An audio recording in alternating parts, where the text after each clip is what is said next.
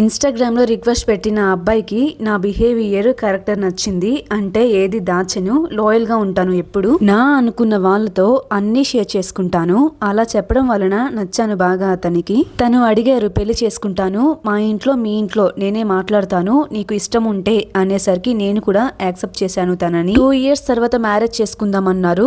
Family friends అని చెప్పాను కదా, వాళ్ళ ఇంట్లో వాళ్ళకి కూడా నేను తెలుసు, వాళ్ళకి నా బిహేవియర్ అంటే ఇష్టము. సో నేను ఏం చెప్పాలి అనుకున్నాను అంటే, మనల్ని వద్దు అనుకున్న పర్సన్ కోసం మనం ఉండి మోసపోయాము అన్న డిప్రెషన్ లోకి వెళ్ళిపోయి ఏవేవో చేసుకోవద్దు.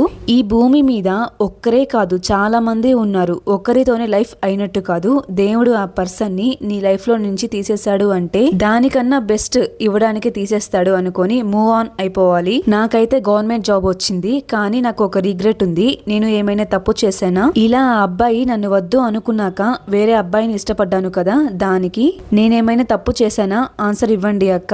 ఈ ఫైనల్ ఆన్సర్ కోసమే నేను మీతో షేర్ చేసుకున్నాను, థ్యాంక్ యూ అని తన స్టోరీని మన సబ్స్క్రైబర్ మన అందరితో షేర్ చేసుకున్నారు. విన్నారు కదా, తను చేసింది కరెక్టా తప్పా అనేది తప్పకుండా కామెంట్స్ లో చెప్పండి. నాకైతే తను చేసింది తప్పు అని ఏం అనిపించలేదు.